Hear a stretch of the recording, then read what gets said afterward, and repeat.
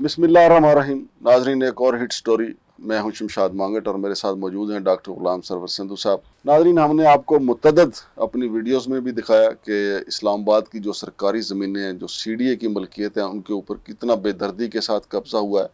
फिर हमारी ये कोशिश कुछ रंग लाई है कि अब CDA की तरफ से बिल्डिंग कंट्रोल सेक्शन के जो सरबराह हैं फैसल नईम साहब, उनकी तरफ से अखबार इश्तिहार दिया गया है, एक बड़े अखबार में इश्तिहार दिया गया है कि जिन लोगों ने सरकारी ज़मीनों पे कब्ज़ा किया गया वो फौरी तौर पे खुद ब खुद छोड़ दें, वरना CDA वाले वहाँ पे खुद जो हैं वो क्रेने लेके पहुँच जाएंगे।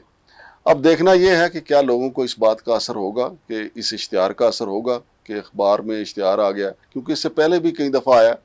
लेकिन हम जानेंगे डॉक्टर गुलाम सरवर संधू साहब से कि ये इश्तिहार जो है क्या ये तरियाक का काम करेगा या नहीं। अस्सलाम वालेकुम जनाब संधू साहब। वालेकुम अस्सलाम जी। संधू साहब, ये अखबार में इश्तिहार आया कि सरकारी ज़मीनें फौरी तौर पे कब्ज़ा माफिया छोड़ दे, और अगर ना छोड़ी तो CDA वाले टूट पड़ेंगे। वैसे तो चेयरमैन साहब ने कई जगह पे कार्रवाइयाँ की भी हैं, तो फैसल नईम जो कि बिल्डिंग कंट्रोल सेक्शन के जो BCS के जो सरबराह हैं, उनकी तरफ से ये इश्तिहार रोज़नामा जंग में दिया गया। तो क्या समझते हैं, इस इश्तिहार के बाद जो कब्ज़ा माफिया है उनकी दौड़ें लग जाएंगी कि यार उठाओ सामान, बस CDA आ रहा है। पिंडां दे विच एक मैं थोड़ा उर्दू में आ जाऊँ, मैं थोड़ा उधर चला गया। गांव में ना पहरेदार पहरा लगता था, जिसको कहते थे ठीकरी पहरा। हाँ जी। वो कहते थे जागते रहना, साढ़े ते ना रहना। हाँ, सही बात। गांव वालों को ना अलर्ट करते थे हाँ जी, कि जागते रहना, साढ़े ते ना रहना। बिल्कुल। तो ये इश्तहार ऐसे ही है, वरना जिसने कब्जा किया उसको पता नहीं कि मैंने कब्जा किया हुआ। हाँ जी, या CDA को पता नहीं है कि कब्जा। हाँ, उनको नहीं पता कि भाई ये CDA की ज़मीन है, मैं कैसे इधर जगह बना सकता हूँ या फेंस लगा सकता हूँ। तो दूसरा जो है वो CDA को भी पता है, इधर ही घूम रहे हैं पिछले 60 साल से। लेकिन इसको मैं अच्छा स्टेप इस तरह कहूँगा कि शायद चेयरमैन साहब की तरफ से ये कुछ जो ऑपरेशंस भी हुए और कुछ डायरेक्शन सेट हुई है, उसकी तरफ ये पहला कदम है। तो हमें इसको पॉजिटिव लेना चाहिए। सही है। लेकिन यहाँ पे एक इम्पोर्टेंट चीज़ है कि जितने कानूनदान CDA वाले हैं, इतने कानूनदान इधर के शहरी भी हैं। मतलब उनको चीज़ों का पता है। तो मेरा ख्याल है कि बिल्डिंग कंट्रोल जो सेक्शन है ना, that is not the relevant formation for this encroachment on CDA land. सही। बिल्डिंग कंट्रोल का नोटिस आना चाहिए था कि जी जो आप लोगों ने घरों में या कमर्शियल एरियाज़ में या इंडस्ट्रियल एरियाज़ में या इंस्टीट्यूशनल एरिया में जो आप लोगों ने वायलेशन किया है बिल्डिंग बाई लॉज की, या आपने बिल्डिंग्स एक्सटेंड किए हैं, स्ट्रक्चर एक्सटेंड किए हैं ऑन CDA लैंड, उसको आप इतने दिनों में हटा दें, otherwise we are going to take action. बिल्कुल सही। ये था बिल्डिंग कंट्रोल का हिस्सा। सही। जब बिल्डिंग कंट्रोल दूसरी ज़मीनों की बात करेंगे तो बहुत सारे लोग कहेंगे कि यार इसका मतलब इन्होंने गपशप की है, ये तो रेलिवेंट फॉर्मेशन नहीं है। बिल्कुल सही। तो इसके लिए मेरा अपना ख्याल है कि active, efficient, effective building control का तो यही है कि इनके इंस्पेक्टर्स हर सेक्टर में होते हैं। सही। तो उनको तो वैसे ही जो पुराने सेक्टर्स बने हुए हैं वहाँ पे तो कंस्ट्रक्शन ही कहीं 10 नहीं 20 कंस्ट्रक्शन हो रही होंगी फी सेक्टर। तो अगर इंस्पेक्टर एक सब सेक्टर एक दिन में सर्वे करे तो महीने में वो उसके पास पूरे सेक्टर का डेटा आ जाएगा कि घर कहाँ बन रहा है या कंस्ट्रक्शन कहाँ हो रही है, और साथ ही साथ कि क्या यार कोई वायलेशन हुई है उससे सर्टिफिकेट लिया जाए। ये मैं इस तरह बात करूँगा कि जब मैं था बिल्डिंग कंट्रोल में, ये फैसल नहीं मेरे पास AD था, वेरी गुड वर्कर, तो उसमें मैंने यही किया था। सही। कि जितने लोग थे इन सब की ड्यूटी लगाई और एक महीने में हमारे पास डेटा आ गया था कि कहाँ कहाँ कंस्ट्रक्शन हो रही है, और वो साथ सर्टिफिकेट देता था कि जी वायलेशन है या नहीं है, अगर है तो मैंने क्या एक्शन लिया, ताकि कंस्ट्रक्शन स्टेज के ऊपर ही उसको रेक्टिफाई कर लिया जाए। इंस्टेड के जब स्ट्रक्चर बन जाए फिर हम इश्तहार देते फिरें और एक्शंस करते फिरें या स्टेज आ जाए। ठीक है ना। तो एक तो ये था, इसको इस तरह करना चाहिए। फिर अभी से नोटिस दें, इनकी फाइलों में ना नोटिस दबे रहे, नोटिस कार्रवाई तक ना रहे। तो ये इस तरह इसमें इन्फोर्समेंट और एनवायरनमेंट वालों का क्या रोल है? मैं आता हूँ उधर। दूसरा है, अब फिर वही बात के थोड़ा सा 3 हिस्सों में इसको तकसीम करना। एक तो हिस्सा मैंने बता दिया कि बिल्डिंग कंट्रोल का इसमें ये बनता था। दूसरा अब आ जाता है एनवायरमेंट वालों का, हम्म, कि लोगों ने जिनके घर के साथ ओपन एरियाज पड़े हुए हैं या जिनके घरों के साथ नाले हैं, उन लोगों ने विद परमिशन या without permission, hopefully without permission, लोगों ने, एक तो था ना पहले के फेंस लगा ली, बाड़ लगा ली, अभी तो लोगों ने रिटेनिंग वॉल्स बना के एकर्स के हिसाब से भी बहुत सारी जगहों पे लैंड है। सही।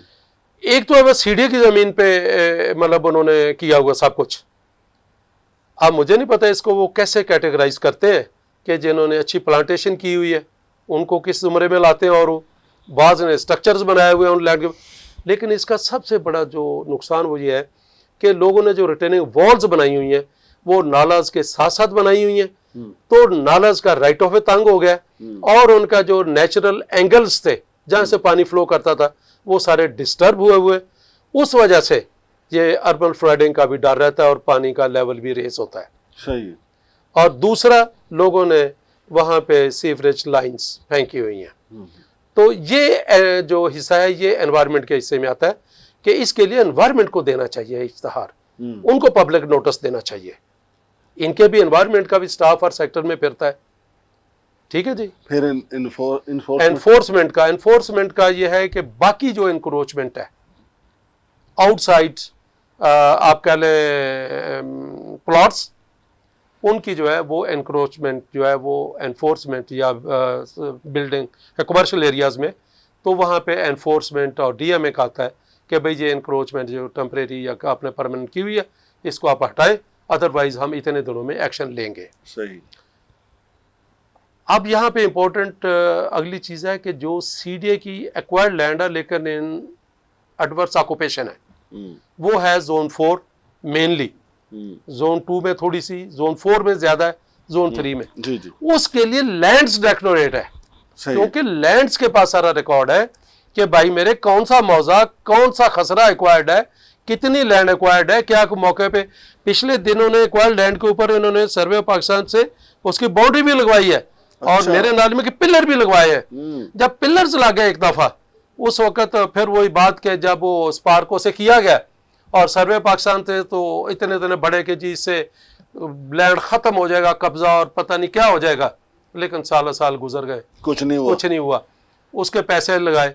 तो मेरे भाई अगर इन्होंने पिलर्स लगा दिए हुए एक्वायर्ड लैंड के ऊपर जो इनका, तो वहां पे लैंड्स को इश्तहार देना चाहिए कि भाई हमारे पिलर्स मौजूद हैं, ये मौजा जात हैं, ये खसरा नंबर्स हैं, लिहाजा इसको खाली किया जाए। बिल्कुल सही। और जहां तक एनफोर्समेंट है, उसने एनवायरनमेंट की असिस्टेंस में भी हेल्प के लिए जाना है, उन्होंने बिल्डिंग कंट्रोल के साथ भी जाना है, उन्होंने लैंड्स के साथ भी जाना है। सही है। तो मैंने जैसे एक दफ़ा पहले अर्ज किया था कि कुछ इंस्टीट्यूशनल बिल्डिंग बाइलाज की वायलेशन इंस्टीट्यूशंस ने की हुई हैं। वो आपने कुछ तस्वीरें भी मुझे भेजी थी। मैं वो तस्वीरें तो एक प्राइवेट सेक्टर की हैं, ये HA2 में एक प्लाजा बना है अभी। यार एक तो उसने अपनी बिल्डिंग जो है ना उससे प्लाट से बाहर निकल के बाकायदा बाउंड्री वाल बनाई है, ऑलमोस्ट 10 फुट बाहर है वो, 10 बाई 40 का मेरा ख्याल वो बनता है। फिर उसके बाद फिर फेंस लगाई हुई है और फिर से अपनी सिक्योरिटी पिकेट्स लगाई हुई हैं। तो उस चीज को देखने की जरूरत है। एक एग्जांपल नहीं, ये सारी बहुत सारी एग्जांपल्स हैं, लेकिन आपने अपने हिस्से का काम करें। हाँ, प्लानिंग विंग उसका भी एक इश्तार है वो, दैट इज इंपॉर्टेंट, उनको भी देना चाहिए इश्तिहार। उन्होंने दिया एक, अच्छा। उन्होंने दिया हुआ है कि जी उन्होंने मार्गला एवेन्यू के हवाले से दिया है कि उसके नॉर्थ के ऊपर जो भी आपने इलीगल डेवलपमेंट्स हुई है, चाहे सोसाइटी है चाहे घर है, उनको कोई हटा दें, ये करें वो करें। लेकिन यार ये चीजें तो बाई लाज में पहले से मौजूद है, एक दिन में तो नहीं बनी। पहले क्यों नहीं हटाते, ये बाद में इश्तिहार देते हैं। पहले मतलब इनके पास इतनी फोर्स है, वो क्यों नहीं इनको कहते कि जनाब यहाँ पे तामीरात हो रही हैं। यहाँ तो शाहजहां था डायरेक्टर इन्फोर्समेंट, वो उसने, मैं बार बार कहता हूँ ताकि निशानदेही रहे कि ये नालों की सारी जमीन, कच्ची वादियों की जमीन वो बेच के गया। यार उसका तो मैं आपको एक इंटरेस्टिंग बात बताऊं कि D12 के ऊपर एक हाउसिंग स्कीम बनी हुई है, सोसाइटी बनी हुई है। सही। फिर वही बात आ जाती है कि कहेंगे बिलीव करें कि चेयरमैन साहब ने मुझे कहा भी इतना प्रेशर है इसका, अब डीजी प्लानिंग।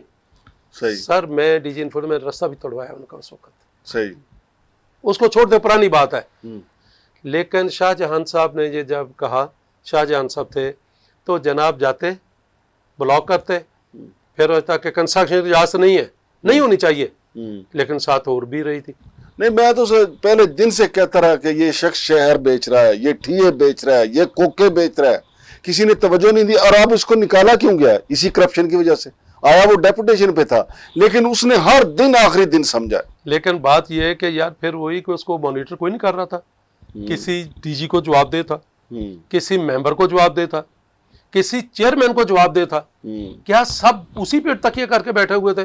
बिल्कुल सही। या जब तक तमाम टीयर्स अपने अपने हिस्से का रोल प्ले नहीं करेंगे, तमाम टीयर्स इसकी अकाउंटेबिलिटी नहीं करेंगे, तमाम टीयर्स इसकी मॉनिटरिंग नहीं करेंगे, तो ये काम नहीं होगा। बहुत शुक्रिया। लेकिन अब चेयरमैन साहब को परसू करना चाहिए कि जो इश्तहार दिए इनकी आउटकम क्या है, रिजल्ट आना चाहिए। अगर नहीं तो फिर अखबार में पैसा खर्चने की क्या जरूरत है। बहुत शुक्रिया जनाब सरवर सिंधु साहब। तो नाजरीन, अखबार में इश्तिहार दे दिया है, अल्लाह करे कि ये मामला अखबार में इश्तिहार तक न रहे, इश्तिहारियों के पीछे भी जाएं जिन्होंने ये इल्लीगल तामीरात की हुई हैं, उनको पकड़ें, गिरेबान से पकड़ें, हथकड़ियाँ लगाएं, ज़मीन वागज़ार करवाएं, जैसे पहले कई जगह पे वागज़ार करवाई भी है। शमशाद मांगट और डॉक्टर गुलाम सरवर सिंधु साहब को इजाज़त दीजिए। अल्लाह हाफ़िज़।